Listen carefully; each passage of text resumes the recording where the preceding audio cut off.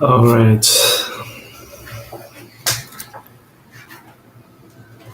Picking up the forward, section D. I'm going to try to get to the introduction.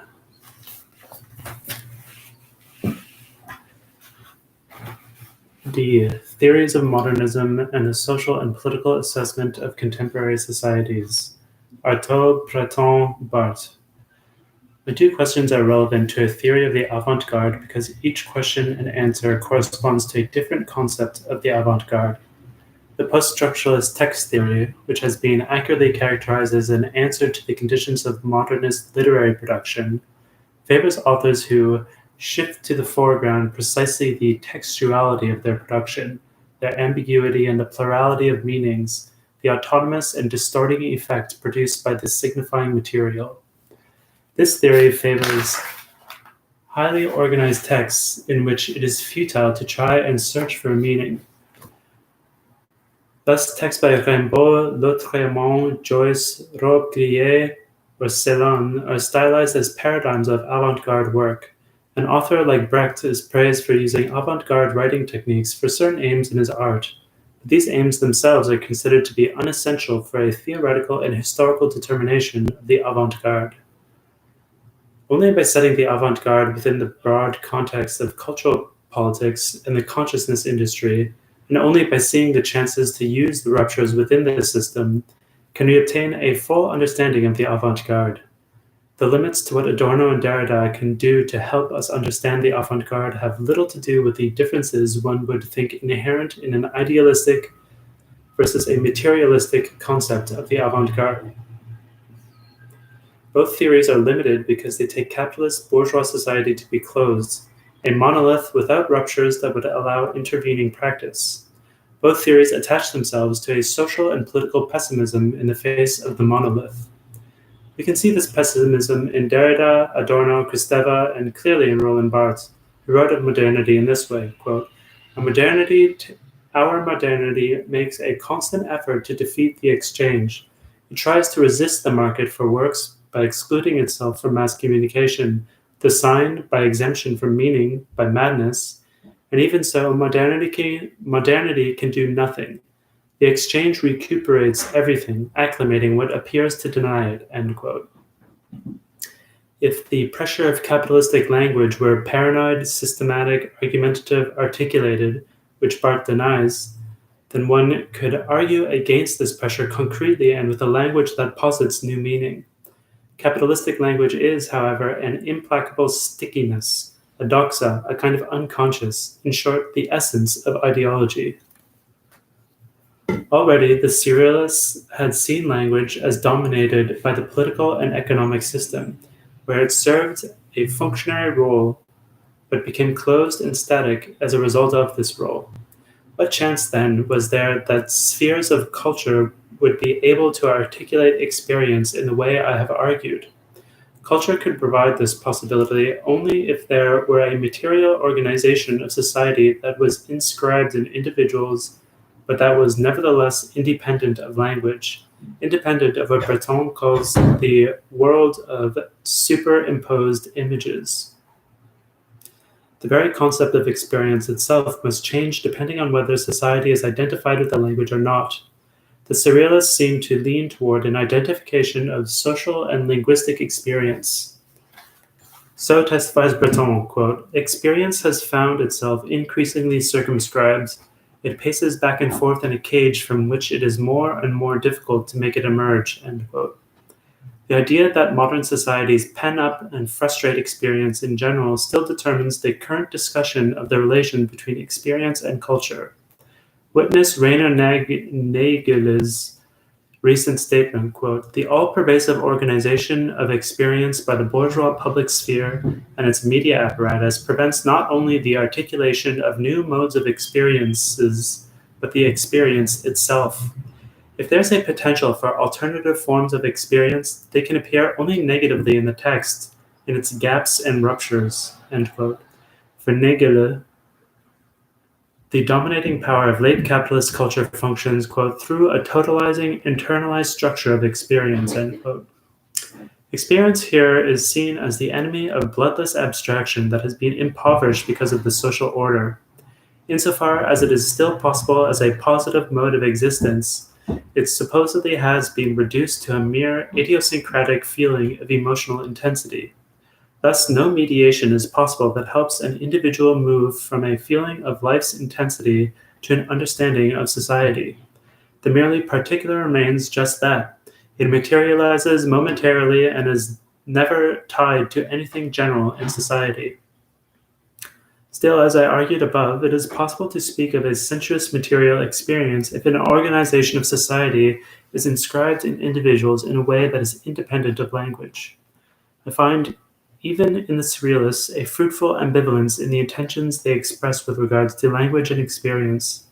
It is an ambivalence lost in the theory of modernism represented by Barthes, Derrida, Kristeva, and the like. Artaud dreamed of a language whose vocabulary is no longer characterized by abstract quality. Quote, "It is a matter of substituting for the spoken language a different language of nature, whose expressive possibilities will be equated to verbal language." End quote. Artaud's efforts are most interesting as positive gambits that contrast to the pessimism we have seen expressed by Adorno, Derrida, and Barthes. The natural language Artaud dreamed of is intended to be equal to the expressive potential of the language of words, and not merely to provide deconstructive laughter. The language of abstraction that prevails in late capitalism is the expression as well as the precondition for alienated subjectivity. One cannot work one's way through individual experiences in and by means of such a language. It is for this reason that Artaud concerned himself with developing a kind of thinking that could digest particular experience inwardly, quote, "By their nature and defining character, fixed once and for all, words arrest and paralyze thought instead of permitting it and fostering its development. And by development, I mean actual extended concrete qualities, so long as we are in an extended concrete world." End quote. Artaud's insistence on the concrete and particular as the object of thought must also be read in connection with his search for positive and affirmative forms of expression that not only escape the domination of the abstract ideological world in rare, privileged, and constantly endangered moments of freedom, for example, through the practices of deconstruction, but that vigorously renew our capacity to perceive the particular experience. Quote, "What is important is that, by positive means, the sensitivity is put in a state of deepened and keener perception." End quote. Artaud and Breton were trying to reverse a process. They wanted to expropriate the expropriated language, but in emphasizing the particular, and here they resemble Adorno, they failed to consider the issue in the light of the dialectics of experience and language, or heterogeneity and homogeneity. Engaging in this is only possible once we have stopped thinking of language and society as merged into one delusion-producing monolith. We must look for the ruptures. We must search for the possibilities that inhere in the slippage between society and language. The ambivalence observable in the surrealist analysis of the connection between experience and language, society and subject is, as I have said, systematically and unfortunately excluded from the theory of modernism as represented by Barthes, Derrida, Kristeva. Walter Benjamin, on the other hand, recognized the positive elements within the surrealist argument and developed the surrealist concept of experience further, a point to which I will return later. 3. The problem of historicity for a theory of the avant-garde. A. Why Marxist realism does not provide an answer. Marx states very well with the context that fostered the traditional narrative form in his remarks in the Grundrisse, quote, "The acquisition of the alien will is a prerequisite of any relation of domination," end quote. As long as society's domination of will was the main necessity for maintaining the social order, the traditional narrative prospered. But once relations of domination that relied upon the subliminal colonization of human desires began to characterize society, and once the dominating culture began to appropriate languages and desires in order to equate and quantify them, some sort of crisis that undermined the heretofore indigenous and work-determined relation of subjects to their own discourses was bound to strike the art form of traditional narrative. To the extent that the theories of modernism was set forth by Adorno, Derrida, and others help us understand this crisis, their explanations are useful and, as far as they go, correct. But the predominant theories of modernism don't go far enough. One approach that would seem to take us beyond the theories of modernism discussed so far is that represented by Georg Lukács, which has an articulate spokesperson today in Frederick Jameson. In the essay The Ideology of the Text, written in 1975, Jameson objects to Roland Barthes' theory of modernism because it gives too much weight to style. Jameson explains the addiction modernism had for the new and the role of shock in modernistic literature in terms of modernism's connection with consumer capitalism. For Jameson, however, the critical stance of modernist literature toward the validity of norms and their transmission through narratives and toward the commodification of public language remains superficial. Jameson says, quote, "For modernism, radical in its rejection of realistic discourse and of the bourgeois world to which the latter corresponds, imagines that if seeing the world through the old bourgeois categories is bad, a change in style will help us to see the world in a new way and thus achieve a kind of cultural or countercultural revolution of its own," end quote. How far does Jameson take us toward a solution of our problems about modernism? He argues that modernism was on the right track in breaking with the older narrative forms, but he objects that the resort to stylistic originality is only superficial as a strategy. What is his own suggestion?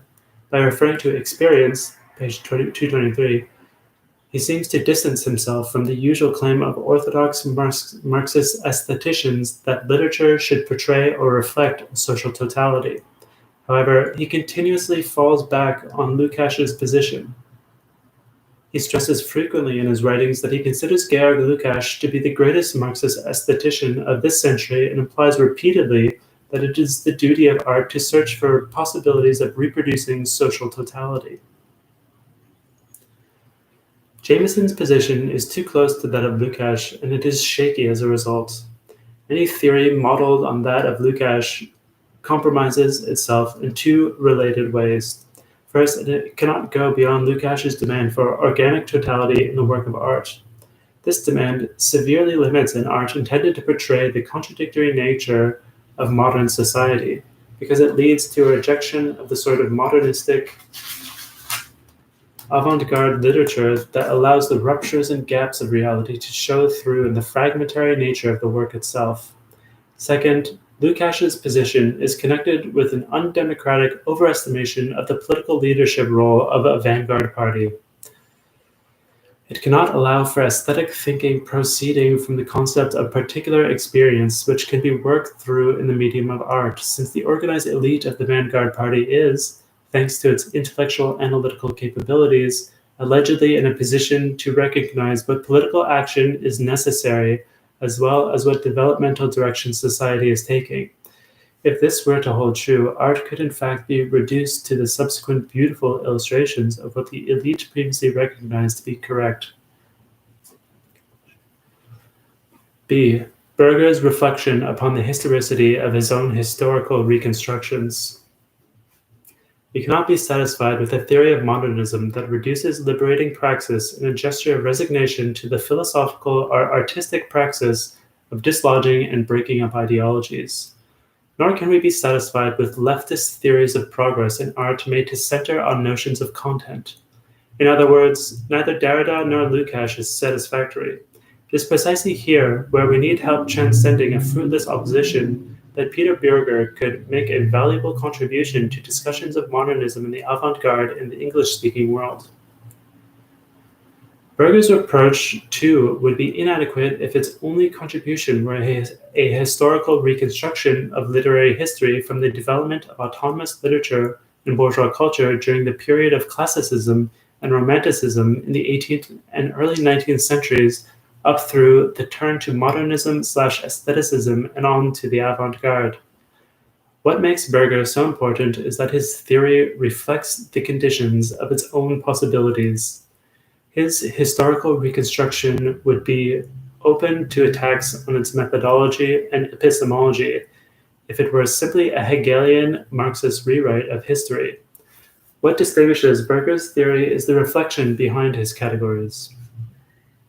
That Bürger's originality is in his reflection on the historicity of his categories is important, because the history as he reconstructs it has already been presented by Herbert Marcuse, Jürgen Habermas, and others. In Legitimation Crisis, 1973, Habermas defines the social function of bourgeois autonomous art as follows, quote, "Only bourgeois art, which has become autonomous in the face of demands for employment extrinsic to art, has taken up positions on behalf of the victims of bourgeois rationalization. Bourgeois art has become the refuge for a satisfaction, even if only virtual, of those needs that have become, as it were, illegal in the material life process of bourgeois society." End quote. For Marcuse, as well as Habermas and Bürger, art holds a precarious, ambivalent position in bourgeois society. The classical romantic art of modern society, on the one hand, protests against the alienation and reification in society and insists on the realization of certain ideals in the future. On the other hand, because it is detached and autonomous and is juxtaposed to society, the same art threatens to degenerate into a mere compensation for what society lacks and thus serves finally to affirm social conditions it sees no reason to protest against. Thus, art can both protest and protect the status quo.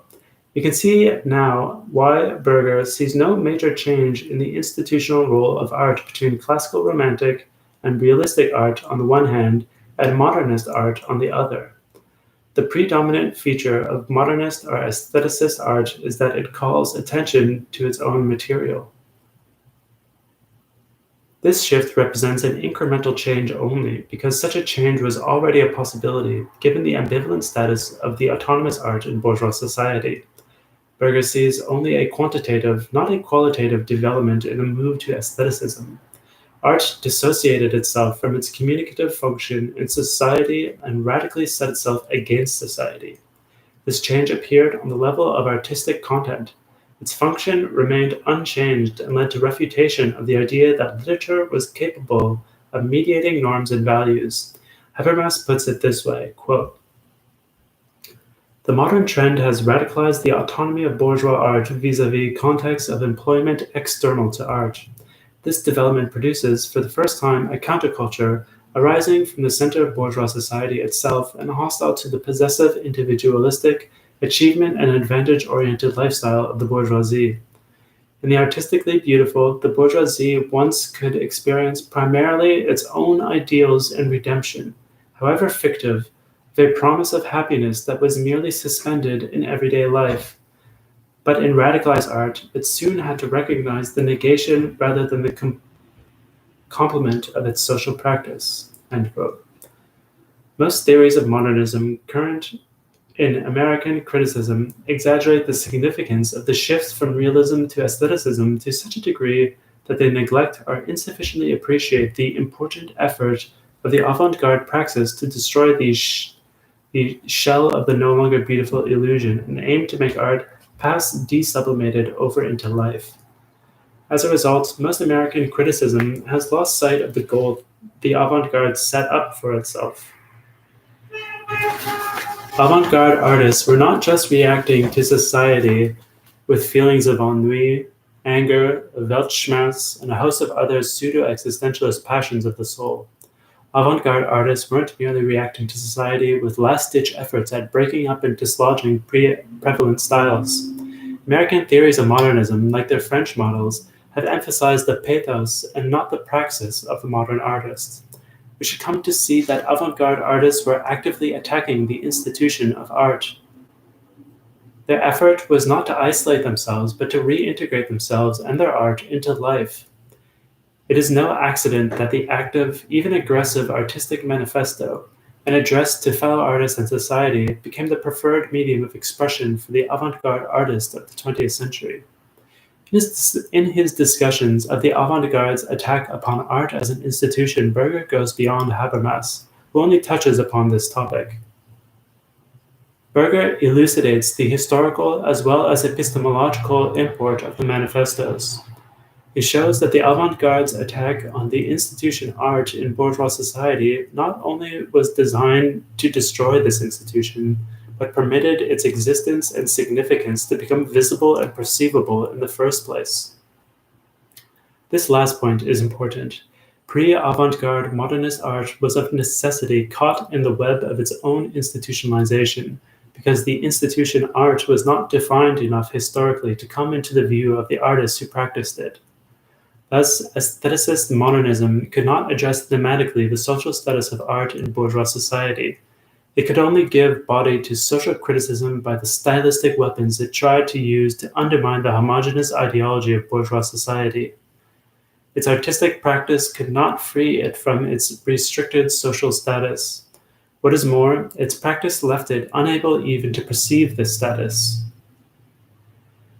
In revealing how the avant-garde moved from the passive stance of modernism to a more aggressive stance and came to base its practice on a more reflective attitude toward the institution of art, Bürger moves in an operation that parallels the history that he analyzes.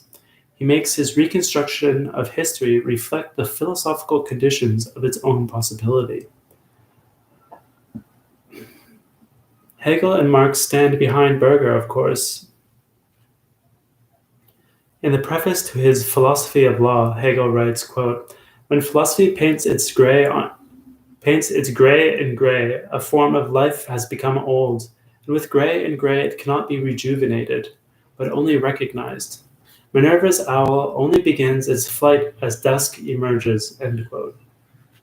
In other words, philosophy can only comprehend an epoch adequately when that epoch is approaching its end, and thus its sublation, or Freibung. Marx elaborated this idea materialistically and showed with the example of the category labor that the perception of the general validity of this category does not remain external to this general validity itself.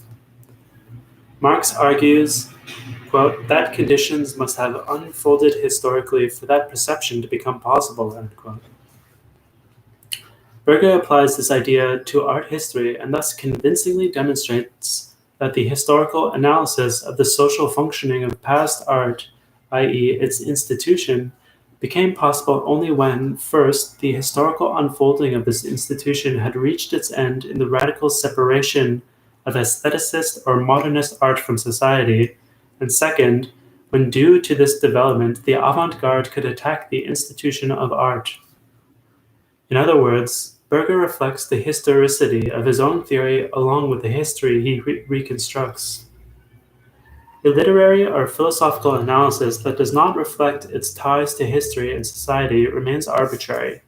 Even if such an analysis were correct in some sense or true to its object, it would still be important to recognize that the objects under the microscope of analysis and this analysis itself develop historically. By this I mean that any category that is meant to comprehend an object must be formulated on the basis of a concept of the development of the object. Bürger's categories are historical in a profound sense. C. The institution of art. With its stress on the historicity of aesthetic categories derived from specific historical contexts, Bürger's theory is a strong counterargument to any theory lacking in historical awareness. He goes beyond those who insist that the key point in the development of modern art was the shift from realism to aestheticism. He profoundly highlights the importance of the avant-garde's attack on the institution of art. What is most important in Bürger is the way he uses this attack to gain a perspective for seeing the way in which art and society must always be mediated in some way. He is able to show that understanding this mediation will allow us to see that there is a historically specific institutionalization of aesthetic praxis in every era. He shows that this level of mediation is not something external to the concept of the work of art. It is essential as it historicizes and makes relative the concept of the work of art itself. Critics unaware of the institutional role of art formulate their criticism in terms of the classical concept of the work of art. A work of art inhabits, for such critics, inevitably a privileged domain apart from society. Even as astute and original a critic as Paul de Man repeats this gesture, as I see it, by laying such stress on the definition of literary language.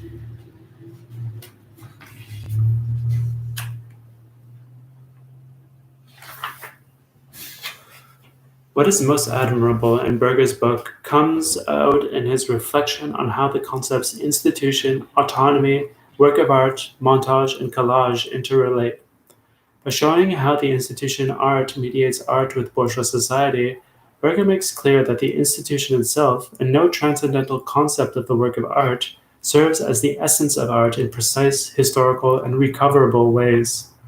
Whatever concept of art we have, whatever sense we have of the status of art as autonomous, derives from the social function of art in modern society.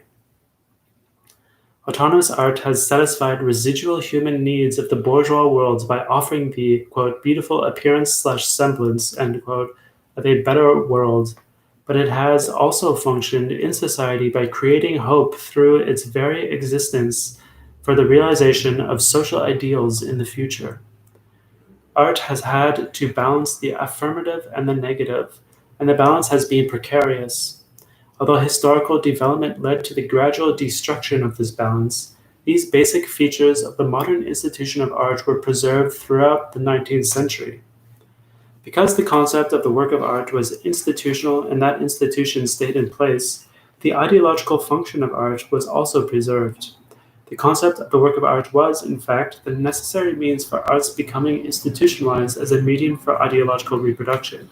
It is interesting to see why.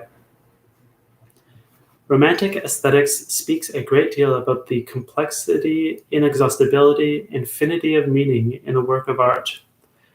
This talk has a very clear ideological function because complexity never means heterogeneity or plurality of meaning. Quite the opposite. Complexity and unity go together in the classical romantic aesthetic.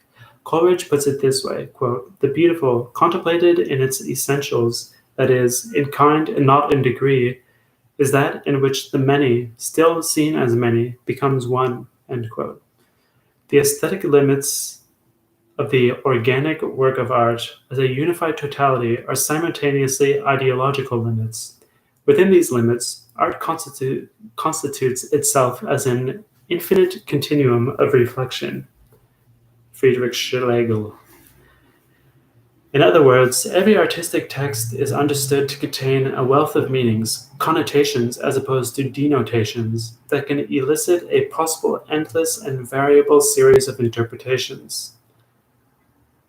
In the American context, W.K. Wimsatt states the point this way, quote, each reader will experience the poem at his own level of experience, or at several. A good story poem is like a stone thrown into a pond, into our minds, where ever-widening circles of meaning go out, and this because of the structure of the story, end quote. We fail to understand the true nature of the romantic concept of art if we believe, as one recent book states, that quote, conventional criticism aims at a closure of the troubling plurality. It aims at an interpretation, fixing a meaning, finding a source, the author, and an ending, a closure, the meaning, end quote. The conventional concept of art is more subtle than that. The ideological function of organic works of art depends on a balance between an internal semantic plenitude that escapes simple fixations and ideological demarcations that enclose the work of art from external considerations. Countless books on the aesthetics developed in line with the institution of art as autonomous give testimony to this point. The autonomous work of art simultaneously permits ideological exclusions and the subjective experience of fullness. To date, the function of such art has been discussed most perceptibly only by Pierre Macherey. Bürger has much to say about collage and montage, as indeed he should,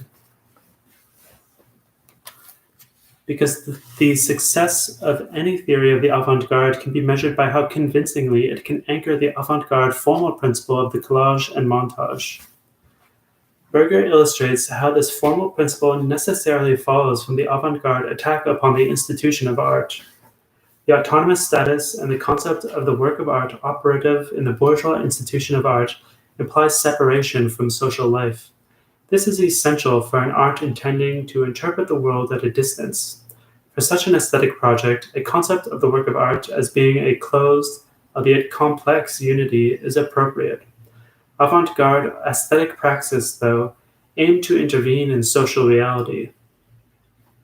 The avant-garde saw that the organic unity of the bourgeois institution of art left art impotent to intervene in social life, and thus developed a different concept of the work of art. Its concept of art sees a chance to reintegrate art into social praxis if artists would create unclosed, individual segments of art that open themselves to supplementary responses. The aesthetic fragment functions very differently than the organic whole of romantic artwork, for it challenges its recipient to make it an integrated part of his or her reality and to relate it to sensuous material experience. The quote of Brecht introduced by Bürger is especially enlightening in this context. See page 91. 4. A critique of Bürger's own sociopolitical presuppositions and the limitations they place on the potential of post-avant-garde art. Sorry, just getting comfortable here.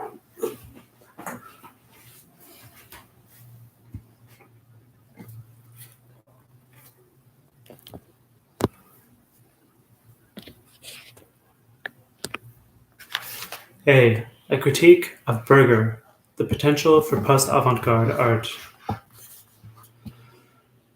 By reflecting on the historiographical implications of the avant-garde's attack on the institution of art, Bürger succeeds in developing a materialist theory of the development of bourgeois art that is less vulnerable to criticism than his analysis of the avant-garde itself.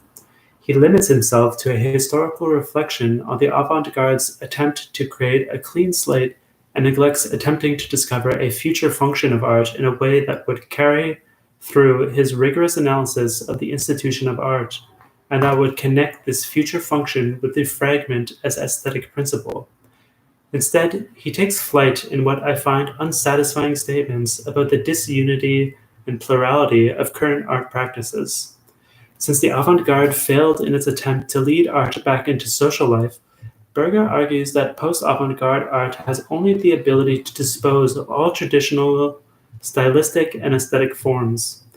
No new form emerging from the avant-garde is theoretically privileged over traditional forms.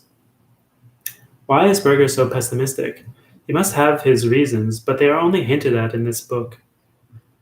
His reflections on the history of art as an institution in bourgeois society have led him to the conclusion that this institution is itself historically specific and thus not applicable to other periods or societies. On the surface, it may indeed seem as if this concept of art as institution merely enables one to grasp literature's social function by assessing aesthetic theories of a precise period, comments in authors' letters and diaries, and reviews of primary literature, and thus allows one to determine the specific social function of a literature in a certain period in a universally applicable way. Such a mechanical understanding would, however, falsify the significance of the concept. The institution art, as Bürger intended it, is a typically European and bourgeois phenomenon, since only in the bourgeois period from the 18th to the 20th century did art constitute one of the numerous social institutions. In other periods, art may have been part of one of the social institutions, even an essential part, but it did not constitute that institution in itself. This fact has had a major impact on the structure of scholarly discourse in literary criticism, an impact not fully appreciated even now. Literary scholars too seldom understand that their disciplines are the result of the institutional role granted to literature in bourgeois society. It is not their own efforts that have given them an institutional role. If the discourse of literary studies was ever able to perceive itself as more or less independent from other scientific discourses, and it has strived to do so in the 20th century, this ability depended directly on literary art itself having the status of an institution within society. I would argue further that the deconstruction of art as an institution by the avant-garde made obsolete the discourse of any literary criticism that would try to define itself as a purely literary science, while at the same time claiming to be able to adequately describe the function of art in society. Literary criticism in Germany and the United States after World War II has developed in a way that reflects the bourgeois institution of art, without comprehending the degree to which avant-garde art practice has changed the situation. Peter Bürger's book is extremely valuable in showing why this is the case and why the collapse of the institution of art necessitates a change in literary science, for it can no longer remain autonomous when art is not autonomous. Precisely here lies one of the reasons literary science can only be practiced in the future in an interdisciplinary manner. This is clearly the case for current attempts to reflect on the possibilities of traditional narrative and on the moral function of narratives. We should no longer have to stress that the scientific status of literary science is not founded upon our ability to develop in good positivist fashion inventories of facts about literature. These facts are important, but we must reflect on them in historical and theoretical ways. Such reflection, of necessity, should include some thought about the future not only of art but of the institution of literary criticism as well. To return to Bürger, his refusal to reflect on future possibilities of an art integrated into social life that were opened up by the avant-garde is striking, because he himself has helped us see the contours of a future determination of art's function, and he has made apparent the paradigmatic significance of such precursors as Brecht and Alexander Kluge. To be sure, his refusal does not reflect the false modesty of a historian who habitually shrinks from the interdisciplinary approach and from consideration of the future per se. Rather, Bürger's historical view proves, when closely examined, to be pessimistic as well. He is convinced that the avant-garde's intention of reintegrating art into life praxis cannot occur in bourgeois society, except in the form of a false sublation or overcoming of autonomous art. The assumption that this reintegration is impossible implies either that history is determined solely by objective laws of development independent of human subjectivity, a view which, since Lenin, has been characteristic of so-called scientific Marxism and the vanguard party mentality associated with it,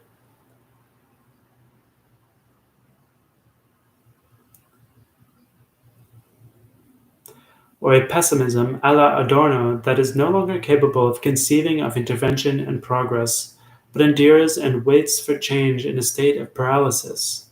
At the very least, it implies the conviction that even if a social agency of progress were conceivable, it would surely not be art, cf. The social philosophy of Habermas.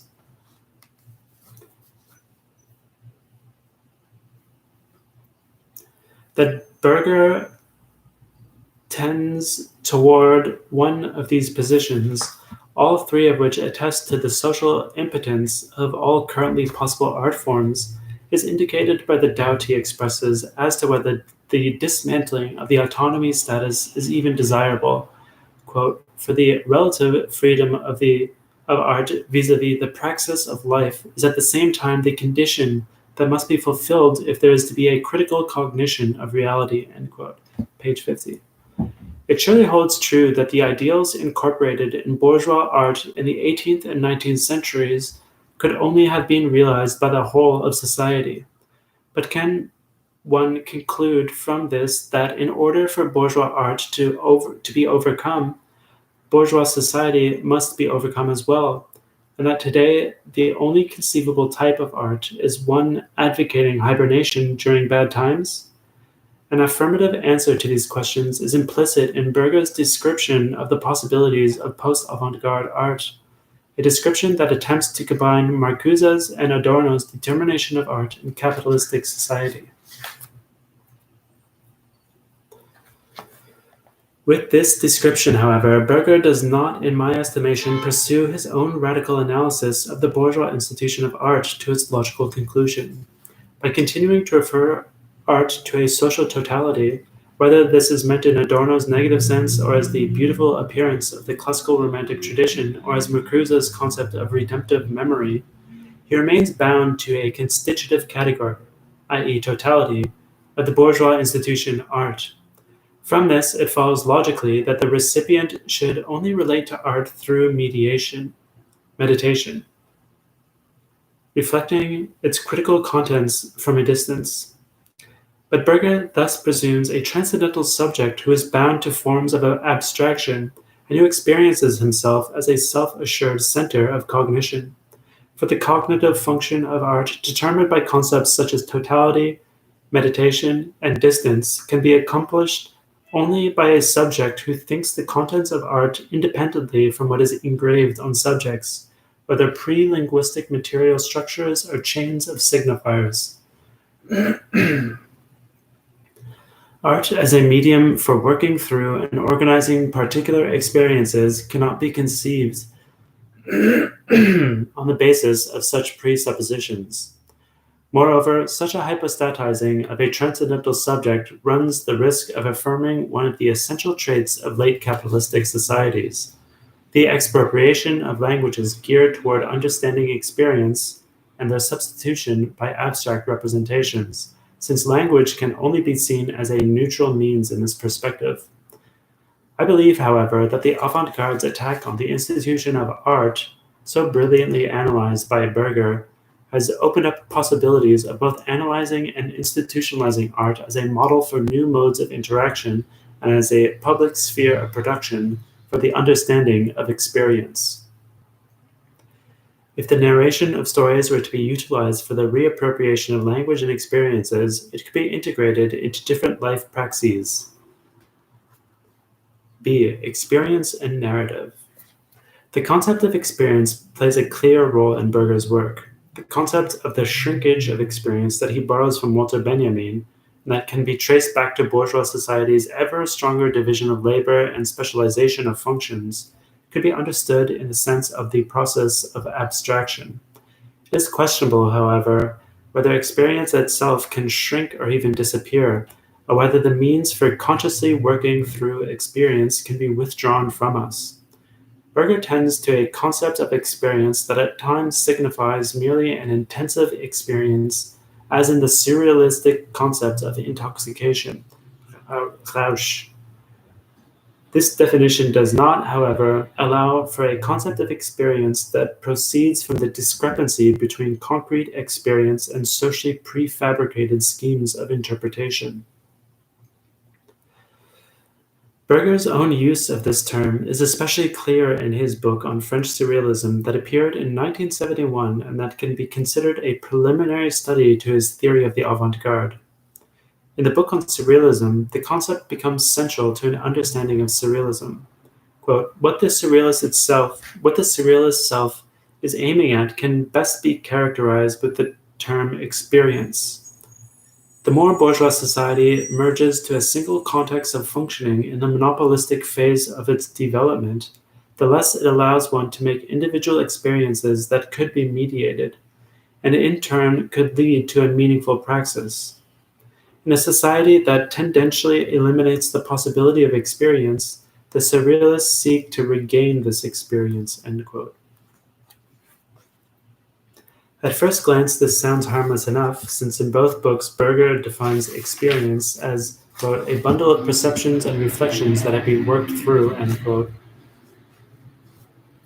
However, it becomes clear that even here, the definition of experience as worked through experience, which does not allow the distinction between previously inscribed and worked through experience, proceeds from a premise leading back to Adorno, and that he believes that the subject in mass society is entirely determined by the conditioning social context.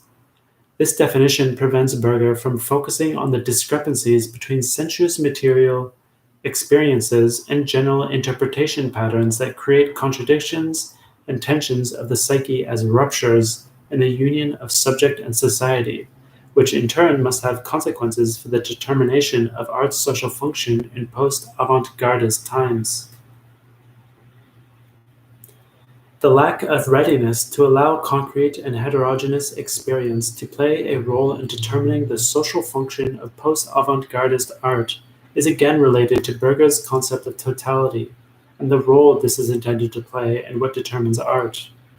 According to Bürger, worked through experience can, in the final analysis, only be the consequence of an adequate total understanding of society. Quote, it was possible for the great bourgeois writers of the 18th century like Voltaire or Diderot to have an overview of the society, art, and science of their time. Balzac was the last one who could attempt to portray the totality of society. The specialization that developed as a result of the rapid economic and technological development in the course of the 19th century no longer permitted the individual to recognize the totality of society. Shrinkage of experience is the loss of a vantage point from which society can be grasped as a whole. From such a vantage point, literature cannot be grasped as a public sphere of production within which the discrepancies between particular experiences and official languages can be diminished through the efforts of a theoretically reflective exchange of stories.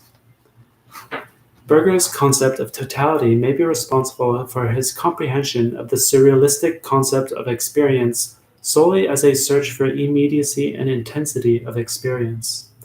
If one comprehends the social function of art as a cognitive understanding of the total society, then the pure immediacy aspired to by the surrealists is in fact incapable of constituting any socially relevant form of experience. But in his essay on surrealism, Walter Benjamin already interpreted the avant-garde concept of experience insofar as it meant intoxicating, immediate life intensity. Differently, the, quote, loosening of the self by intoxication is, at the same time, the fruitful, living experience that allowed these people to step outside the domain of intoxication, end quote.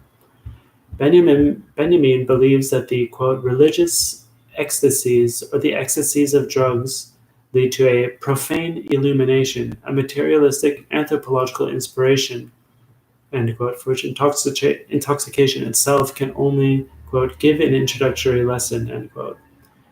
The intense experience of intoxication sharpens the senses for those materialistic inspirations, a term meaning nothing other than the sudden transformation of sensuous material experiences into forms of awareness.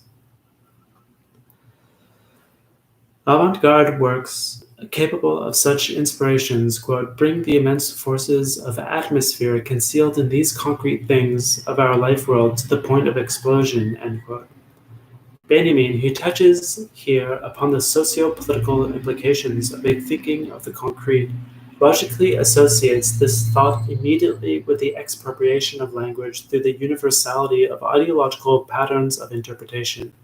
Quote, what form do you suppose a life would take that was determined at a decisive moment precisely by the street song last on everyone's lips? End quote.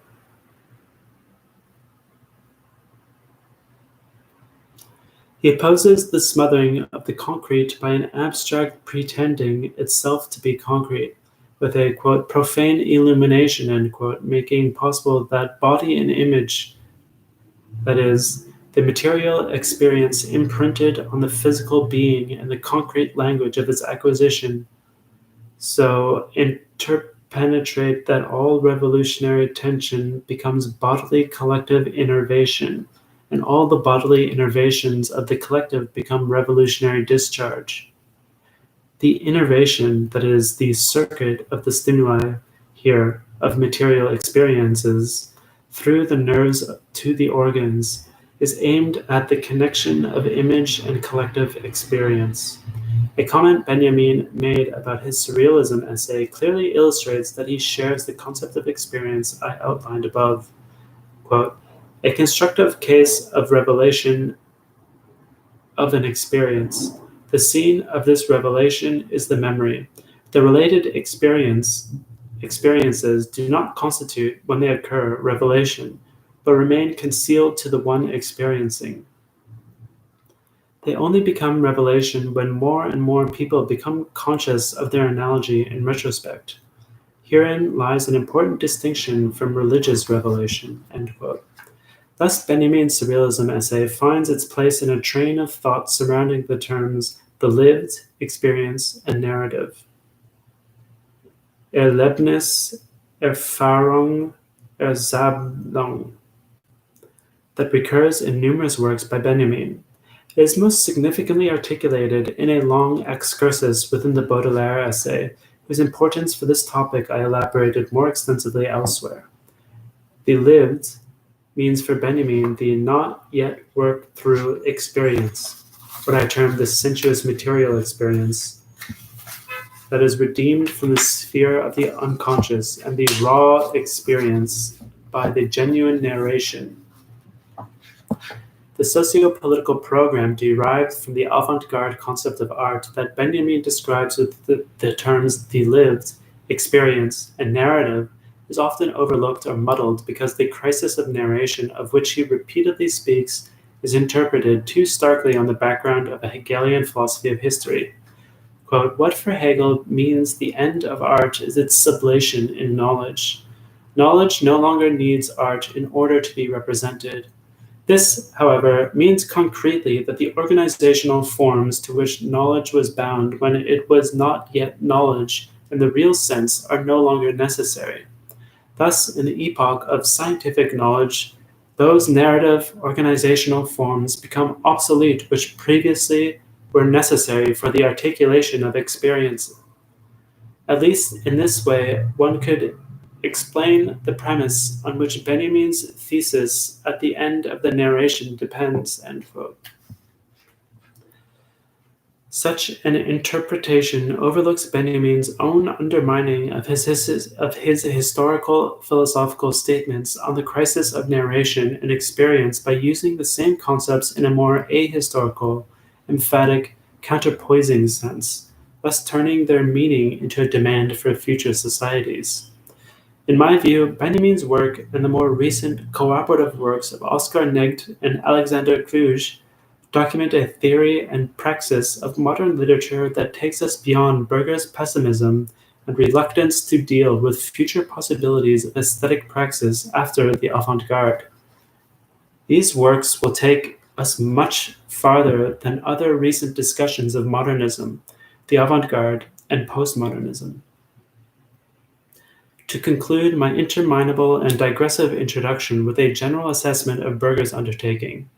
In its accurate and historically reflected definition of the avant-garde, Peter Bürger's theory can hardly be overestimated. In its implicit opposition to the currently popular modernist theories based on French post-structuralism, it can make an invaluable contribution to the understanding of the shortcomings of these movements.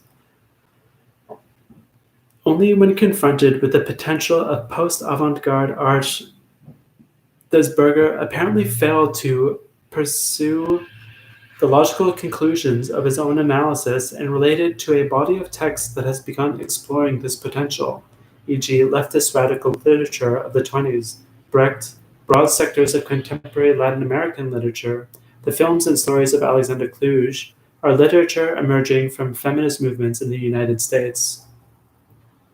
By partially returning to the aesthetic theories of Adorno, Lukács, and Marcuse, Bürger hesitates to elaborate on those aspects of the avant-garde expressed most precisely by Walter Benjamin and to use them for a theoretical and historical understanding of possible determinations of post-avant-gardist art.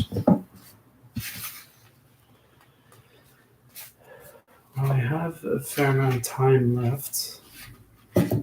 I'll get through the introduction and the preliminary remarks, and we'll get to the actual text.